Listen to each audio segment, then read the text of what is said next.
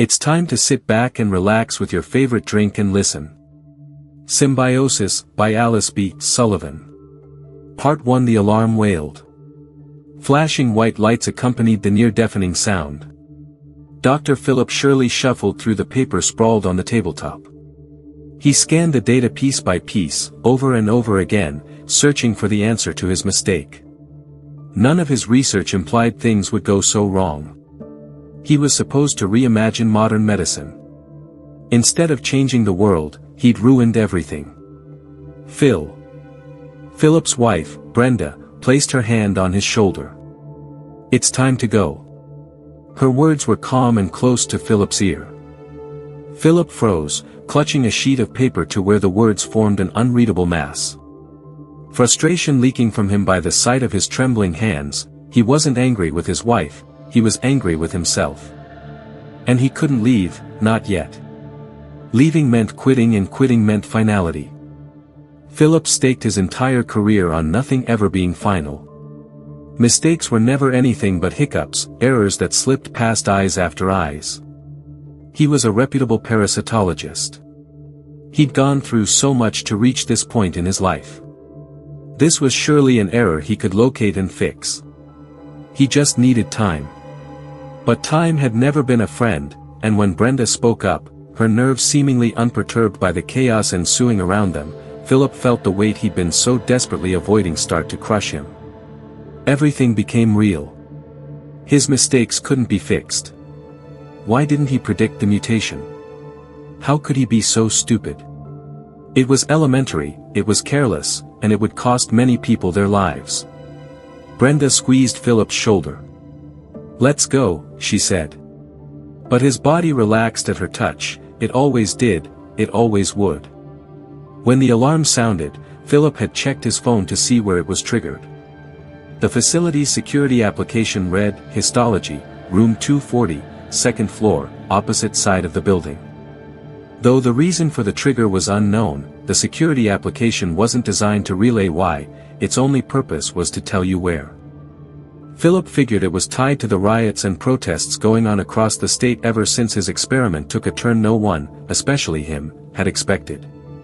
A mix of peaceful and not-so-peaceful protesters crowded the front entrance of the facility every morning, cursing at Philip and his colleagues, even though his colleagues had nothing to do with it. It wasn't like rioters hadn't tried breaking in before. This was the fourth time within a month the alarm had gone off, the first 3 from attempts at unauthorized entry. After staring at the papers in front of him, all with figures, notes, data tables and charts, Philip glanced at the picture sitting at the corner of his desk. It was him, his wife and his daughter, Jackie. It was a simple image, the 3 of them standing outside the facility, smiling faces, Philip's arms around Brenda, his hand on Jackie's shoulder. But it was them and it was real. They were a happy, loving family. Philip did it all for his family. Jackie was diagnosed with leukemia when she was 7 years old. She got weaker and sicker and all the chemotherapy did was empty their bank account. By the time she was 11, Jackie had relapsed twice. Philip had dedicated his work to finding an alternative treatment after the first relapse, when Jackie was 9. The second relapse only reconfirmed to Philip's doubt in the worldwide accepted process. Over 6 years of research and Parasymbio was created. The biologically engineered protozoan parasites would target abnormal white blood cells and engulf them while simultaneously strengthening the normal ones. It was FDA approved and on to phase 4, where several hundred patients, including Jackie, would be injected with the parasites. Philip glanced between Brenda and Jackie in the photo. Jackie looked so much like her mother, from the slightly turned-up nose to the twinkle in her eyes. When the chemotherapy hadn't taken her hair, it was the same shade of brown. She got her freckles and fair skin from Philip. That when Brenda was pregnant, he hoped the baby would share his soft red hair. Once Jackie was born, that no longer mattered, one look and Philip was in love. He vowed to be the best father he could be. The picture was taken a week after Jackie's first injection. 16 years old and she could finally have the childhood she deserved. All of that work disappeared over the span of a mutation. It was all for nothing. Philip closed his eyes, trying to hold on to the image of his beloved daughter. It wasn't for nothing, it was all for her. She was healthy, she was happy, he stopped what would have killed her. Although, Philip couldn't help but wonder, what if it had been her instead of Bobby? Well, Bobby Welding, 10 years old, bedridden, diagnosed with fatal leukemia several months prior, was one of several hundred patients injected during Phase 4. Having reminded Philip of his daughter's struggle, he injected Bobby personally. Philip looked Bobby in the eyes and told him, promised him, everything will be okay. Now, it would never be okay again. For the second week, Bobby could walk, albeit with frequent breaks as his muscles regained their strength. Bobby was unrecognizable by week 4, the biggest, happiest grin, trying out for the soccer team, hardly ever becoming tired. It was an amazing sight. It wasn't until week 7 that everything fell apart. Bobby became catatonic. He was rushed to hospital where, upon examination, it was found that Bobby's parasites had mutated during their replication phase. 8 hours later, still hooked up to wires connected to machines monitoring his vitals while he woke up. But it wasn't Bobby anymore. The mutated organisms fused with the original organisms to form what scientists refer to as autocrat parasites. Bobby's once friendly symbionts, the very things that made it so Bobby could last, enjoy his childhood, seized his central nervous system, turning him into nothing more than a shell of his former self, a means of spreading the parasites. That night, what used to be little Bobby Welding attacked his parents and a nurse before other nurses could restrain him. Corporations worked on ways to rid people's bodies of the very thing Philip spent years creating. What if it had been Jackie instead of Bobby? Philip shook the thought away, his mind desperately clinging to the image of his daughter, happy and healthy, rather than the what-if image of her attacking others, having to be sedated, to be locked up for everyone else's safety, like Bobby. When he was sure Jackie's image wouldn't fade, Philip nodded. Brenda was right, it was time to go. They should have evacuated the building already, but Philip refused to leave his research. He spent so much of his career researching and creating these organisms. Maybe there was no way he could fix his mistake, but he couldn't leave his work behind, even if it seemed like it had no place in the world anymore. Philip turned to face his wife, and the first judge of his crimes. Her age shone with subtle creases at the corners of her eyes and shallow wrinkles at the middle of her forehead. Telling from the tank top under her jacket and the dirt marks on her car keys, her team must have been working in the field. Her hair probably started as a neat bun en route to her assignment, loose strands now dangled in her face. It wouldn't be the work of a geologist if it wasn't a little messy. However, despite the dry sweat, the newly formed sunburn and the dirt on her face, she was beautiful.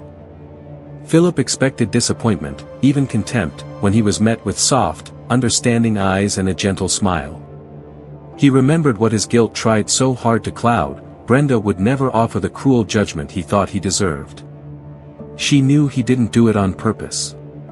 His research suggested a symbiotic relationship, where the host would house the parasites and in return, the parasites would do what they were engineered to do, suppress the cancer. Dr. Philip surely only ever wanted to help people, he only ever wanted to heal his daughter. Brenda knew that. How could he ever think she'd judge him? "You're my rock, Brenda," Philip said. Brenda smiled at the contrast of Philip's frown. "And you're mine," she replied. She took his free hand and led them out of the lab, down the hall, Philip still holding a mess of papers to his chest. Philip's lab was on the 3rd floor. Following proper protocol during an evacuation, elevators were off limits, leaving stairwells as the only routes to the ground floor. Once outside, Philip would face protesters who mercilessly blamed him for the chaos erupting throughout the state of California. They'd throw garbage, curse his name, and chant for his resignation, even his death. When Philip first started this experiment, he never imagined it would end like this. Part 2. The halls were empty. The last person Philip saw was a female intern leaving a neighboring lab, heading toward the stairwell, not long after the alarm first sounded. Philip hadn't seen anyone since. "When we get outside, Phil," Brenda began, whatever's out there, remember not to feed the trolls." The lulls in the alarm allowed minimal conversation, a brief silence, peaceful until the alarm wailed again. Philip looked at Brenda, catching a glimpse of her sly glance following the joke. He smiled. The joke reminded him of Jackie, the sole motivation for this project. It was the advice he expected her to take when dealing with bullies, people who didn't want to understand her condition. Then again, it's always easier to tell others how to handle things. Philip wondered if he could ever apply his advice to his life. He wasn't dealing with children bullying him because they didn't like his shoes or thought he was a nerd for wearing glasses. No, he was dealing with adults, some of whom were other reputable scientists, judging him for not a simple error in his research, but for an unpredictable phenomenon. Philip's mistake cost a little boy his consciousness and his parents' trust in medical discovery. It was Philip's fault the state of California was in an uproar. Hundreds of residents were infected with the things that turned Bobby Welding into a maniac, and people were terrified it would happen again. Philip and Brenda turned right when they hit a T-junction. As they continued down the hall, Philip spotted a piece of paper on the floor. One became two, which became a stream until they traveled over a pile. He peered down the corridor, raising an eyebrow at the line of wide-open doors. Even the alarm, having masked every sound, left a cold, paralyzing stillness that prickled Philip's nerves. He turned to his wife, ready to discuss this peculiar observation. Brenda wasn't beside him. Twisting around, Philip was met with Brenda's pale, horrified expression. Confused fear struck him.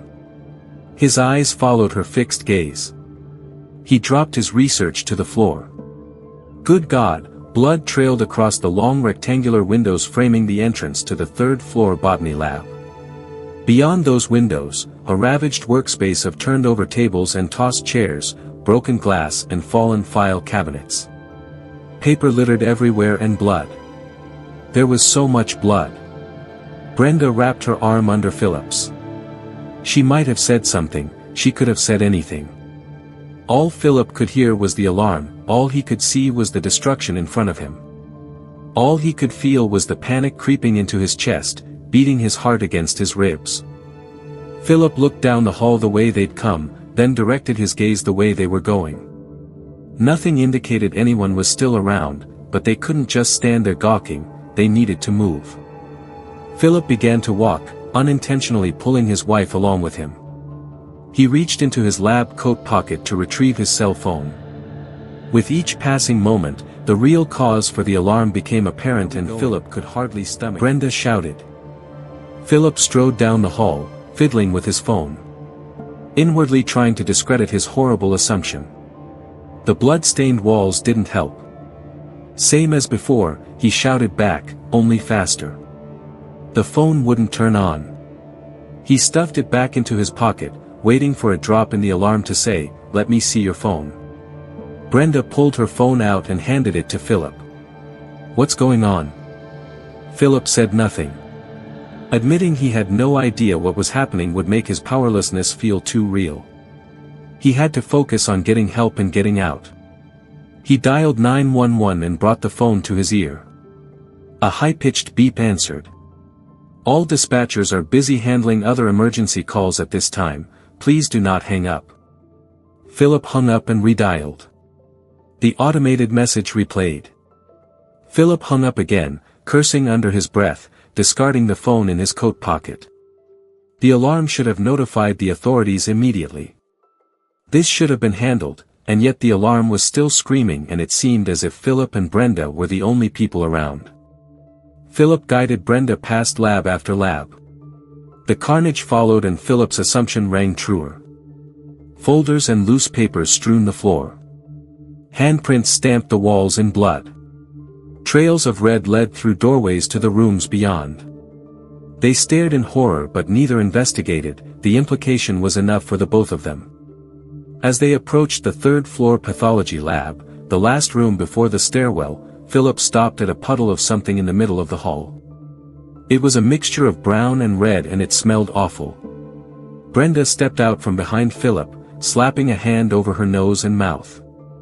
At a drop in the alarm, like a carrying whisper, Philip heard a groan.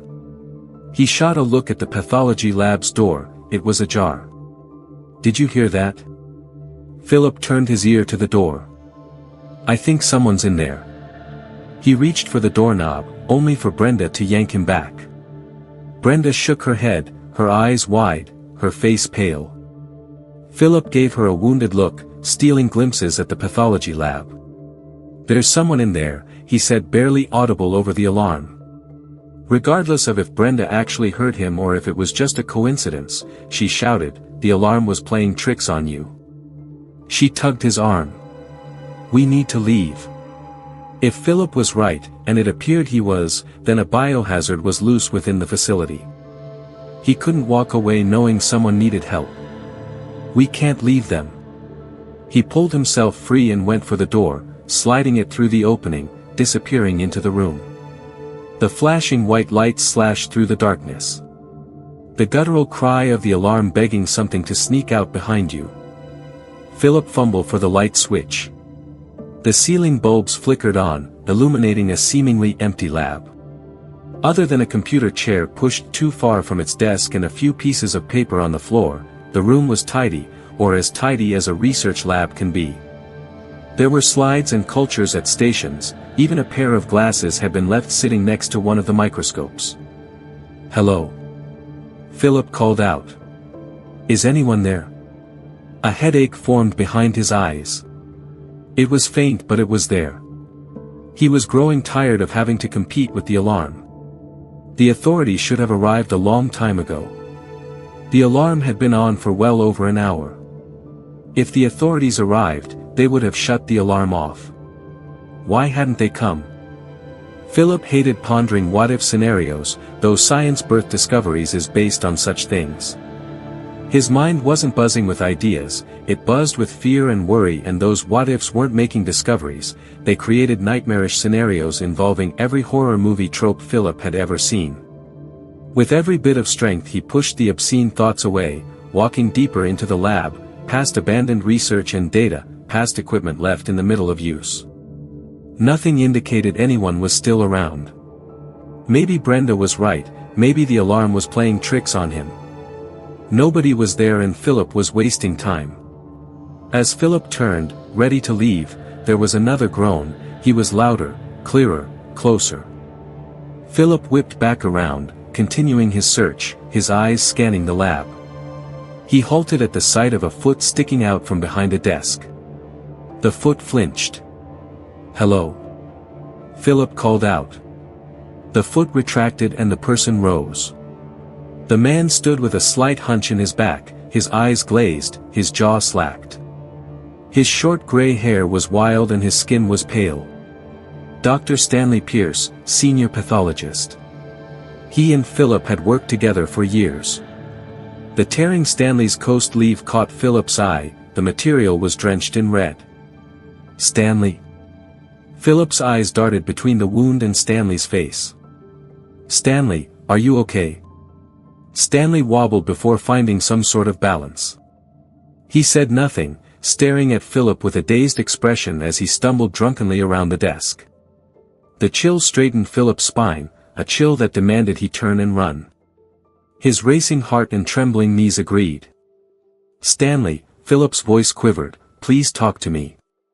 Stanley stopped at the front of the table. When he went to speak, he doubled over, wrapping his arms around himself. Vomit poured from his mouth, he wretched and wretched, the viscous liquid splattering on the linoleum. Philip stepped back as he watched his colleague vomit.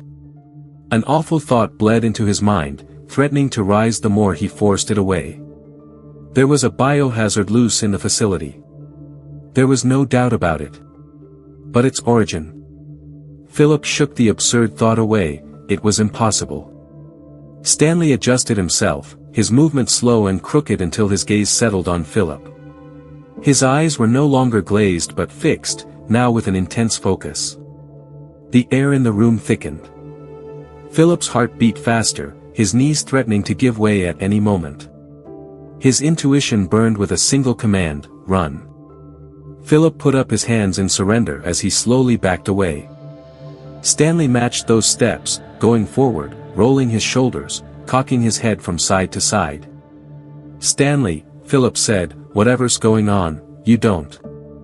Philip smacked into the corner of a table. He hissed, grasping at his hip.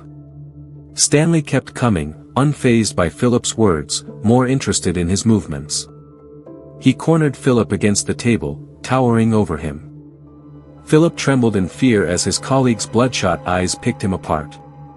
He could smell the vomit on Stanley's breath, the acidic aroma churning his gut. Stanley licked his lips, then opened his mouth. His tongue glided across his upper teeth, saliva dribbling down his chin.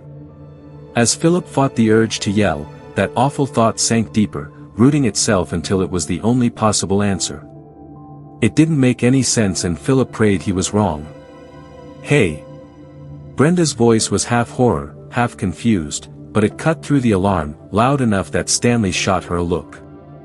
He growled, a gargled noise that made Philip's skin crawl. Taking the opportunity with haste, Philip drove his knee between Stanley's thighs. The pathologist howled and when he stumbled back, Philip maneuvered around the table and fled. He grabbed his wife's hand, yanking her along. Brenda slammed the door behind them. The pair hurried to the stairwell. Brenda shouted for Philip to tell her what had happened, but Philip didn't answer. What he inferred wasn't sensical, was it? No, it couldn't be. But yet, Dr. Stanley Pierce's symptoms were comparable to Bobby's symptoms: strange behavior, unresponsive, hyperfixation, burst blood vessels in the sclera, vomiting. There was no denying it, it was unmistakable and it hardened Philip's stomach like a rock. He didn't know how, but what happened to Bobby was now happening to his colleagues. Part 3. The light in the stairwell flickered off beat with the already flashing lights and the piercing sound of the alarm, sharper in the confined space. Philip gripped Brenda's hand, pulling her as he rushed down the many flights of stairs to what he hoped was safety. He hadn't stopped moving since his sickening confrontation with Dr. Stanley Pierce. Or at least, what used to be Dr. Stanley Pierce. Calling whatever that thing was Stanley seemed wrong. It would never be Stanley again. Somehow the bioengineered parasites had weaseled their way into Stanley's central nervous system, leaving behind nothing but a puppet to do their bidding, like Bobby Welding. With everything Philip had seen, a horrific question came to light: how many more of his colleagues were infected? "Philip, answer me." Philip stumbled, then stared at Brenda. "And found it." She furrowed her brow, saying, "What was that?" Her words reverberated off the walls in time with the lull in the alarm. Philip swallowed hard, glancing up and down the stairwell, anxiousness creeping into his nerves. "Brenda, we have to keep moving." Brenda's brooding eyes pleaded to Philip. She slowly shook her head, clenching a fist. Philip worried his bottom lip between his teeth, stepping closer to his wife. He was foolish to think he could keep her from it for long. He thought they'd escape first, at least then they'd have time. He squeezed her hand, shame keeping his eyes from meeting hers. "My experiment," he said as the alarm dropped, and then wailed not a second later. "I don't know how, Stanley, the parasites, they're inside him." Brenda said nothing, forcing Philip to look at her. Her mouth was a thin line, her gaze miles away. "How do you know?" Shaking his head, Philip said, "We don't have time for this, we can't, we need to go." Brenda blinked, her expression harder than stone. "We need to call Jackie." Philip straightened. He scrutinized the soft creases of Brenda's face. She didn't seem scared anymore. She didn't seem angry. Philip couldn't tell how she felt, but it neared a frightening apathy, as if she accepted a fate not yet sealed. Philip pulled out Brenda's cell phone and stared at it. Jackie was with her friends at the mall. He knew she'd pick up, but was it fair? She wouldn't be able to help them. Telling her would only worry her. It wouldn't be fair. Brenda cupped Philip's hand in hers. They made eye contact, Philip's eyes trembling with uncertainty, Brenda's still with intent. She took the phone and dialed a number, then brought the device to her ear. Philip counted to 10 before she spoke. "Jackie?" She stuck a finger in her free ear. No, everything's okay, it's just. Her gaze met Philip's. The lie she would tell burned his tongue. "It was a rioter," she said. Yeah, your father's okay now. Jackie, we might be late coming home tonight." Brenda struggled to smile. "Of course, yeah, you can stay at Mel's." "Yeah, we love you too, Jackie." She paused, a tear glistened in her eye. "We love you so much." The moment lingered before she hung up. She handed the phone to Philip. Philip's chest ached. He yearned for his daughter. He knew Brenda wouldn't tell Jackie the truth wasn't what Jackie needed. Brenda nodded, a small smile appearing on her lips. Philip couldn't help but frown. He loved her. He fell in love with her more and more every day. How could she still love him? His mistakes were unforgivable, yet Brenda never blamed him. She stayed with him and stood by him. She was everything he could ever ask for, and more. And her life was in danger because of him. He'd spent years saving his daughter, his wife spent years supporting him. Even when everything fell to pieces, Brenda saved him. His grip tightened on the phone. Brenda might have accepted a fate not yet sealed, but Philip refused to. Stuffing the phone back into his pockets, Philip took Brenda's hand and continued leading her down the stairs. Stepping onto the final platform, Philip threw himself around the railing, ready to charge the last set. He halted so suddenly Brenda stumbled into him. Blood marked the shape of a handprint on the exit door at the bottom of the staircase. A body sat slumped against the wall. The woman wasn't moving. Red coated her hands, brown stained the chest of her white blouse. Her head lay limp, bloodied blonde hair like a veil over her face. Philip turned around, pushing Brenda back the way they came. Brenda refused Philip's advances, spying the door. "Philip." Philip twisted around as the woman wobbled to her feet. He recognized her, the intern he saw when the alarm first sounded. Her arms hung without posture, her spine stood crooked. Philip scrambled to push Brenda back, shouting, "Go." The woman perked up, her hair peeling away from her face. Philip caught a glimpse of the former intern's clamped jaw and wide eyes before the staircase obscured his view. Remorse choked him. She was hired a month ago, unpaid. He didn't even know her name. When they rounded the second-floor platform, Philip snagged Brenda's arm, yanking her to a stop. He couldn't go back to the third floor, whatever was left of Dr. Stanley Pierce was still there and Philip had no intention of reuniting. He eyed the second-floor door. It was clean, displaced among the carnage they'd witnessed thus far. The sound of the intern struggling to climb the stairs echoed through the well. Philip reached for the door's handle, hesitation shaking his grip. He opened the door and peered down the hall, a clear path sent relief pouring through his veins. He gestured at Brenda to follow and the two ventured into territory once friendly, but now unknown. They passed walls smeared with red. They passed puddles of vomit. They passed empty labs left in ruin. Every step demanded Philip turn and run, to lock himself and his wife in a room and wait. Only he didn't know who or what they'd wait for. As they neared the halfway down the hall, Philip picked up his pace, closing in on their destination. A woman in a white lab coat shuffled from a room into the hall, her movements stilted. Philip stopped, thrusting his arms behind himself to catch Brenda. Dr. Lin Wong, lead chemist in the facility's pharmaceutical department. She was turned the opposite way and hadn't noticed Philip or Brenda. Philip stared after his parasite-ridden colleague as she headed the way he and Brenda desperately needed to go. Before he could come up with a plan, he felt a tug on each coat sleeve. He turned, sucking in a breath at Brenda's gaped mouth, wide eyes, and pointing finger. His heart stopped. Bodies, dozens of them, sat against the walls of a bisecting hall. Their heads bowed, their limbs limp. None of them flinched. Blood and vomit trailed the floors. Philip didn't dare move until Brenda's nails dug into his arm.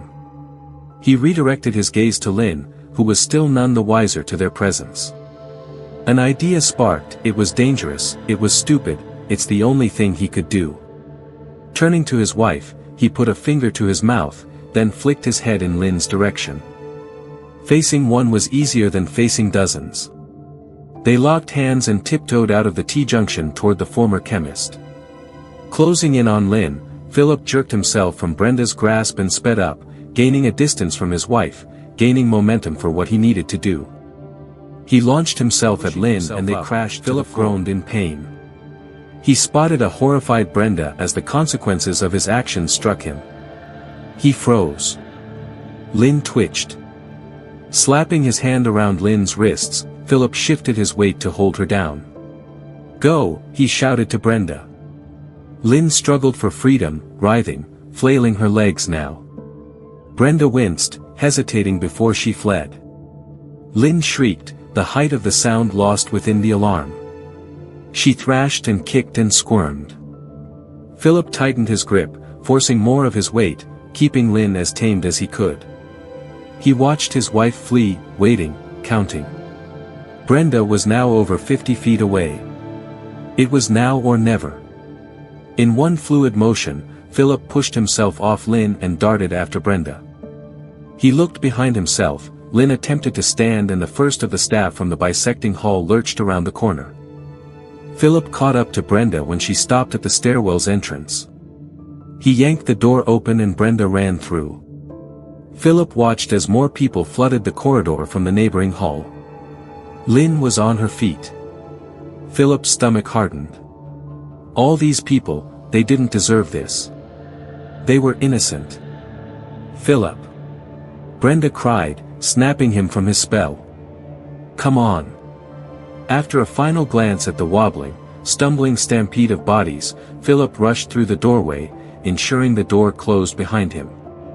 His colleagues were gone. There was no time to mourn.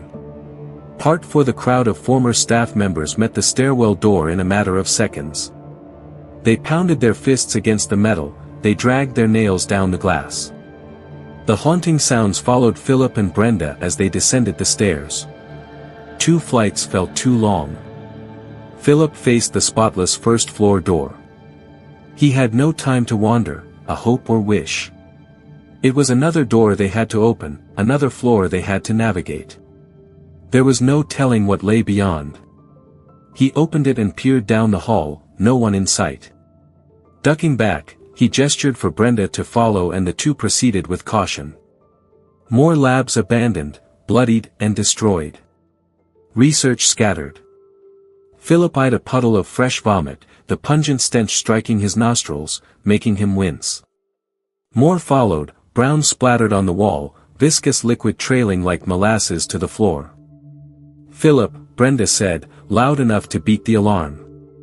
"How could this have happened?" Philip's throat tightened. "I don't know," he said, eyes darting between blood spatters. "The only thing that makes sense is..." His voice lost itself within the cry of the alarm. The only thing that made sense was someone coming into contact with the autocrat parasites through a different host. If that were true, and Philip prayed it wasn't, then what happened to Bobby, what happened to Stanley, to the intern, to Lynn, could happen to the rest of the state, the whole country.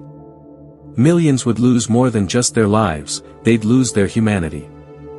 Philip's creation should have changed the world, but not like this. The main lobby was just past the floor's T-junction. Philip sped up, wishing he could move as fast as his heart pounded. They were gonna make it. After everything that had happened, after everything they'd endured, Philip and Brenda would finally be safe. It wasn't long until his racing heart froze. Someone stepped into their path. Philip slowed and gestured for Brenda to stop. More bodies emerged, each one aimlessly walking, rolling their shoulders, craning in their necks, twitching. All of them slack-jawed with glazed eyes. Blood and vomit stained their skin and clothes. Colleagues, secretaries, security guards, interns, all lost. "Oh no," Philip and Brenda muttered in unison. "What do we do?" she asked. Philip looked beyond the crowd. The mob of monsters wearing familiar faces wobbled and scuffed their feet, bumping shoulders, unfazed. The crowd had to have been just shy of a dozen. There was no room to get through, no other way. They'd have to go back. Philip turned around, ready to retreat, when several bodies lurched out of the lab, cutting off their course. "Phil." Brenda's voice hitched. Philip glanced between crowds, anxiety clawing at his chest, adrenaline pumping his heart with fear. He looked at his wife's terrified face, didn't know what to do. His friends, his colleagues, now nothing more than hosts for his experiment. He and Brenda were trapped. They were trapped and it was all his fault. What could they do? Brenda leaned in, body stiff, eyes fixed straight. "We need to do something," she said. A knot churned Philip's gut. Neither group had noticed him or Brenda yet. There was no more time to waste. Safety wasn't going back the way they came. Safety wasn't shoving Brenda in a room to force her to wait for help that might never come. Safety was 200 feet away, beyond a group of people riddled with organisms of Philip's design. He couldn't save his colleagues. Maybe he couldn't even save himself. But he could save his wife. He let Brenda's hand go. His chest tightened as he backed away, watching a terrified expression turn into horrified confusion. Sucking in a breath, he mouthed, "Run," before darting at the being standing between them and the exit. "Hey! Over here," he shouted, waving his arms. "Philip!" Brenda cried. The mix of staff haunted with a jerk of their crooked bodies. Each one slowly turned their head, their glossy eyes putting Philip in the spotlight. Philip taunted. "I'm fresh and ready to host my own experiment." Whether they understood the words or not, he didn't know, but he knew they understood sound. Sound meant something alive, which meant a viable host. And if there's one thing a parasite wants is to survive. The hosts moved in unison toward him, their groans carrying on the alarm. Shooting a look at Brenda, he smiled apologetically, hoping she could forgive him. Part of him knew she never worked, but it had to be done. He dashed down the bisecting hull before the look of betrayal on her face could change his mind. The bodies slumped against the walls didn't react until Philip passed them, their movements too slow to make him worry. His best chance was the side door at the end of the hull. He just had to get there. Elongating his strides, feeling the resistance against his lab coats, he glanced over his shoulder. His pursuers gave chase, their running, more of a wobbly jog, their arms flailing at their sides, their wide and blinking eyes locked on him, jaws clenched. His plan had worked, he cleared the path. Brenda would be safe. It was only fair she escaped. Philip, well, he was right where he needed to be. Halfway down the hall there were no more bodies sitting dormant on the floor, they were standing, running, chasing. Philip neared the side door. He was almost there, almost free. He'd race to reunite with Brenda. He'd hold her close. He'd kiss her. The protesters outside no longer scared him. Their thoughts, their words, their actions, they couldn't break him, not anymore. He'd face them with dignity and leave with his wife's hand in his. He and Brenda would be survivors. Whether they be the only survivors, he didn't know, but he refused to think about anyone else anymore. He picked up speed, spotting the greenery of the outside through the glass. Just a little further. He glided with the door. It didn't open. He pushed the latch again, feeling the metal sink into itself, hearing the lock unhinge again. The door didn't open. He cursed loudly. The answer stared him in the eyes, a paper promptly taped on the glass. "Please use other exit." Philip slammed his fists against the sign, cursing a problem that should have been fixed days ago. If he'd had the time, he'd probably laugh at the inconvenience. It seemed so minute any other day, a regular day promising regular things, like research and tests, not running for your life. Facility was gone, lost to whatever he created. A broken door latch should be the least of the authorities' worries when they cleared the building, but right now a broken door latch was all that mattered. Philip shot a look behind himself. The hosts were already halfway down the hall, slowly gaining ground, their movements stilted and uncoordinated. The herd had grown, others must have crawled out of their hiding spots after hearing their friends joining the hunt with the hope of adding another. Philip had no intention of becoming part of their collection. He entered the stairwell to his right, skipping steps as he ascended. He could circle back to the first floor using the second. The parasites hadn't mastered motor function. The hosts were slow enough, he could make it. A few hosts caught the door before it closed, forcing their bodies against it, pushing it open, and the rest followed. Clambering sounds echoed through the well, swallowing every bit of Philip's confidence, and he pressed on despite his growing uncertainty. The thought of holding his wife and seeing his daughter were the only things keeping the adrenaline pumping through his veins. Part 5. Philip lunged for the second-floor door, stopped only by the sight of something, shuffling on the other side. He stared in shock, his hand inches from the door's handle. The bodies came and went. A hand slapped the window, pulling a woman behind it. Her breath fogged the glass. She lazily rolled her neck, scrutinizing Philip with wide, bloodshot eyes. Her fist met the door again. The hollow sounds boomed through the well. Others swarmed her like cockroaches. Soon, a mix of faces overtook the window, casting Philip in a daunting shadow. From the first floor, stumbling footsteps grew louder, nearer. There was no other choice, he had to go higher. The first of the mob was steps away from Philip as he lunged for the third-floor door. His fingers barely touched the handle before he was yanked back, nearly thrown down the stairs. The menacing gaze for security guards seized him as he regained his balance. Philip straightened, he raised trembling hands in surrender, squinting to read the man's name tag pinned on his uniform. In a tremulous voice, he shouted, "Daryl, don't. You don't have to do this." The guard's hands twitched as he drew quick breaths. From the look in his hemorrhaged eyes, Daryl was a man who no longer existed. "I know you're not feeling well," Philip continued. "I can help you." This lie turned his stomach. He had no idea if he could help him. He had no knowledge of these creatures other than the little he'd observed in the last hour. From the information gathered on Bobby Welding, vitals were higher than normal, awareness heightened, cognitive function decreased, aggression increased. While he was still alive, he just wasn't Bobby. As a scientist, Philip couldn't accept categorizing a group based on data recorded from one member. As someone fighting for his life, it was all he could do. His colleagues were alive. They had to be. If there was any consciousness left, it was turned off, it just needed to be re-triggered. Maybe that's what Philip had to do. If only the climbing footsteps weren't getting louder. Philip stepped forward, stealing glimpses of the door. "I know something's inside you, Daryl," he said.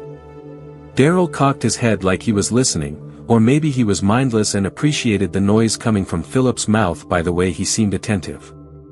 "I know it's telling you what to do, but you don't have to do it, you can resist." Philip took another step. "You have a wife, now a child." Daryl's eyes narrowed, then widened. His snarl softened to a quivering lip. Philip picked up on the cues and pushed the boundary. "They wouldn't want this, Daryl," he said. "They'd want you to fight this so you can go home."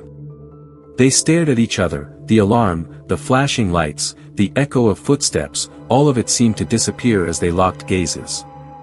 Daryl's knees wobbled, stepping forward. A timid, fearful look seeping into his stone expression. Tears glistened in his eyes. Every ounce of air left Philip's lungs, it was working. Daryl reached out. The urge to reciprocate struck Philip, his heart leaping from his chest. Would it set Daryl off if he didn't? With a shaky hand, Philip returned the gesture. His fingers grazing Daryl's. Daryl's shoulders went limp as he stared longingly at the small embrace. He opened his mouth as if to speak, only to clamp his teeth shut and stumble backwards. His face twisted in pain. He groaned, grunted, winced, doubling over, shaking his head. Philip cried. Daryl's scream set Philip's feet like concrete. The guard hit himself in the head, over and over and over and over. "Martha, Gabe." Philip watched in horror. "Daryl, stop." They're all jolted upright. The look of fear was gone, replaced by a hard, fixed stare. Philip extended his hand. "Daryl," he said in a gentle tone, "you have to fight it. You have to." Daryl's head twitched, his hands trembled. "Please, Daryl, what about your family? You have to try for the..." And Daryl leapt. Philip dodged and the guard struck the railing. "Please!" Philip shouted. "You don't have to do this. You don't have to listen to them." Daryl whipped around, his lip curling into a snarl. He pounced again. Philip dove out of the way, landing at the edge of the staircase. Daryl now faced him, panting, growling. Philip stood, using the railing as a crutch. "I'm begging you," he whimpered. "Please." Daryl charged. Philip evaded the attack and the guard tumbled down the stairs, just as the infested mob rounded the platform. Philip bit his lip, listening to the groans, a twinge of sadness prickled his eyes as he hurried out of the stairwell. He didn't look back. Daryl was the first to fling himself at the door, his snarling face only hurt Philip more. The second and third of the crowd joined, down. 3 became 5 became too many to count.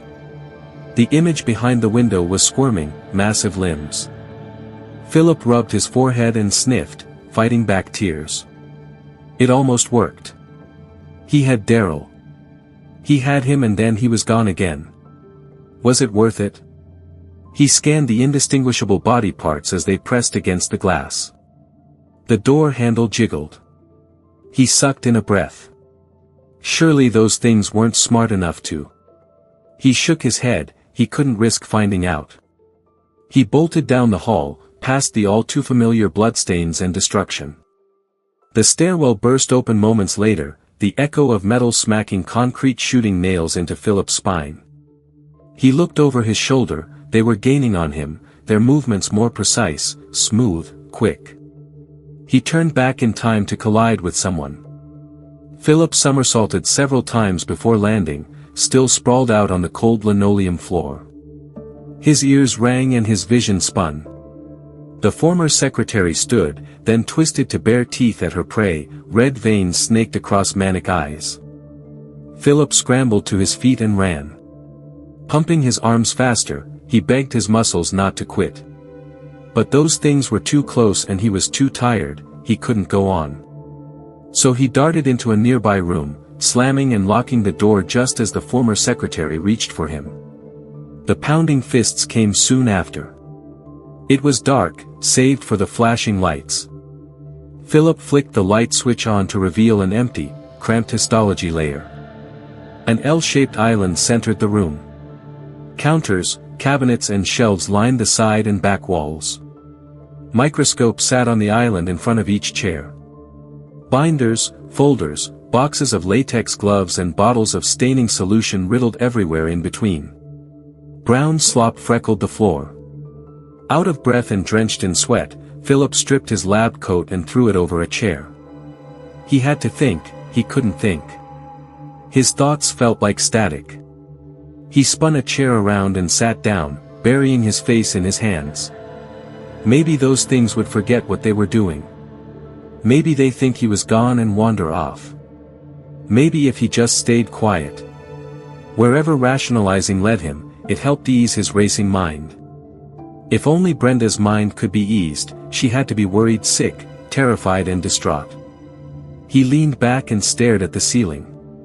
He and Brenda had been together for 20 years and of those 20 years, they'd been married for 15. She was the first person he pitched this catastrophic idea to. She was the one who told him to go for it. He worked on Parasymbiote for years and Brenda only ever cheered him on.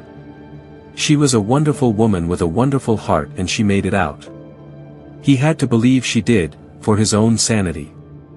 As he listened to the panting and grunting lingering behind the door, he didn't know if he deserved the same mercy. Part 6. A ringtone filled the lulls in the alarm with a lively tune. Philip perked up. It took a moment for him to distinguish the song from the alarm, but when he did, he dashed from the chair, scrambling for his lab coat. He rummaged through the pocket, retrieving his wife's cell phone. He'd forgotten he had it. He raised the device. Instead of the unrecognized number headlining the black core screen, a tired, desperate man stared back. A man who saved his daughter, a man who in doing so had created a plague, who destroyed his career and ruined so many lives. There wasn't a doubt in his mind he'd do it all again. He swiped the call button and brought the phone to his ear, plugging the other with a finger. Licking his lips, he swallowed hard, his throat like sandpaper, his tongue like chalk. "Hello?" he croaked. A stilted, familiar voice answered, "Phil, oh my God, you're alive." Brenda's soft, short breaths begging for oxygen. "Brenda." Philip's heart twisted. She made it out. She made it out. He could say it with certainty. His plan had worked. Every muscle in his body relaxed at this realization. "I'm so relieved you're okay, Phil." She sounded in pain. Her voice yearned for his name, "Dear." "I'm here, here." The words struck him as soon as they left his lips. He should have been with her, holding her, comforting her. Instead, he was locked in a room with no exit other than a door leading to the things that chased him there in the first place. Brenda continued to cry. His chest tightened. He needed to do something, he couldn't let her lose herself. "Brenda," he whispered. He could barely hear himself over the alarm, but he knew she could hear him. She quieted, yet her breath still came in gasps. "Do you remember the first time we took Jackie to the zoo?" She was silent before replying. She begged to see the lions but the exhibit was closed. Philip smiled. It was small but it was genuine. "Yeah," he said over 10 years later, when she still talks about it. "Still can't believe she tried to sneak into the lion house when we weren't looking. What a card."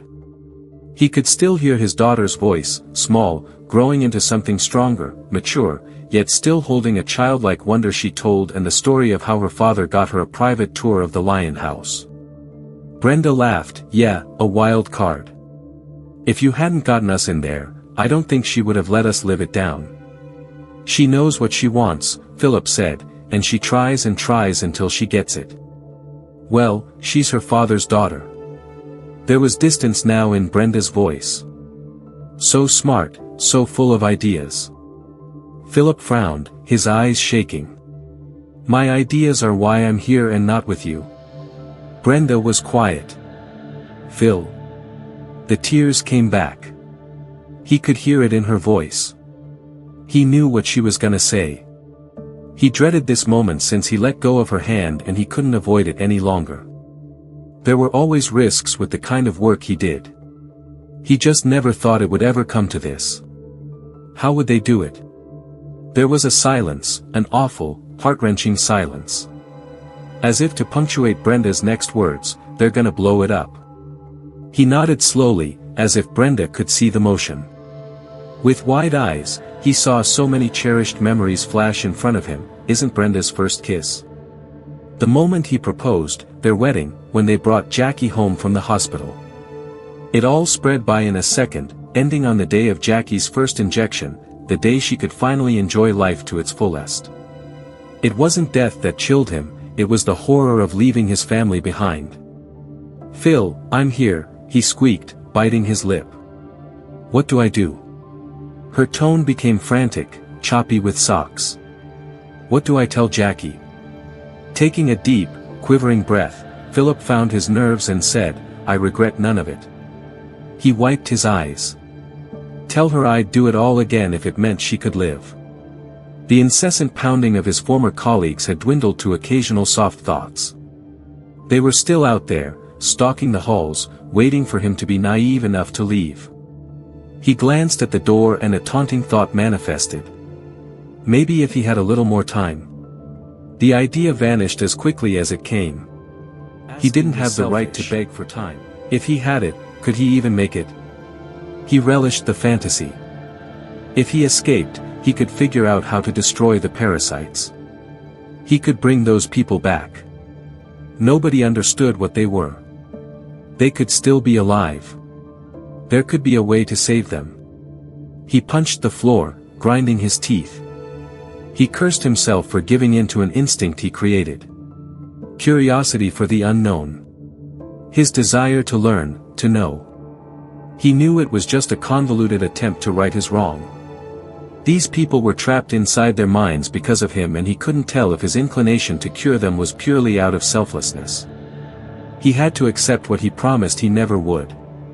He couldn't fix this. "Brenda, I'm sorry," his voice hitched. I love you so much. I didn't mean for this to happen. You'd have to believe me, please believe me." "I didn't." The words poured from his mouth. He couldn't stop them, and he didn't want to. "Phil," Brenda whispered. He barely heard her over the alarm. He cupped his mouth, stifling sobs. "I never thought this was your fault," she continued, calm, sincere. "You made it so our daughter could live a happy life. All you ever wanted was to help people. None of this was your fault." Tears ran down Philip's cheeks. "You've always been my rock, Brenda, and you'll always be mine." He wiped his eyes and then cleared his throat. "Will you promise me one thing?" Brenda said nothing. She was probably fighting tears, trying to keep a level head. "I'm willing to break the way Philip wanted to, but couldn't." Neither of them could. "Make sure Jackie never stops talking about the time Daddy showed her the lions." After a long pause, she whispered, "I will." "Well, I love you. And I love you." Philip hung up. There was nothing else he could say. It was selfish to make Brenda continue. All he wanted was to hear her voice as long as he could. He was already gone. He couldn't make her hold on. The phone's battery blinked. 10. Philip stared longingly at the screensaver, an image of Brenda and Jackie. Jackie draped over her mother's back, both of them making goofy faces at the camera. He caressed them. They were the loves of his life, and this was the last time he'd ever see them. He smiled as the first bomb made contact. The building trembled, jostling him. Dust and pieces of dry wall fell from the ceiling. He wasn't scared. Brenda had made it out, and he was at peace knowing that. He never took his eyes off the image of his family. The alarm cut off, leaving behind a deafening silence disturbed only by the impact of the second bomb. Part 7. Philip wasn't alive to witness a third explosion. Brenda would never truly know the moment her husband had died. She told herself he was gone when the first bomb hits, praying he didn't suffer. But she knew in her heart he was gone the moment he let go of her hand to lead the creatures away. Philip wouldn't want her to, but she blamed herself. She could still feel his fingers slipping through hers as he pulled away. His terrified eyes and soft, uncertain smile lingered at the front of her mind. She painfully, unwillingly wondered if he knew he'd never see his family again. But either answer was too much to bear. So instead, she replayed their last conversation, desperately searching for the sound of his voice, the right sound, no fear, no sorrow. She wanted his laugh, the way his words sounded when he smiled. What he did for his family. Everything was always for his family. It was the reason she fell in love with him more and more every day. How would she tell Jackie? Her beloved daughter, the light of her life, enjoying her childhood with her friends. Her heart would break. What could Brenda do? Philip was gone. She had no choice but to move forward, to face the world as it was, broken. As the building burned, black smoke exploding into the sky, she closed her eyes, letting tears stream down her face. She clung to the sound of Philip's voice, even as it threatened to fade within the bombs, a chatter of people and sirens. She'd fight to hold on to his voice for the rest of her life. Thank you so much for taking the time to listen to this story today. Really means a lot to me and to the author of the story, of course. Well, hoping to see you all again very soon. Till then, sweet dreams, you.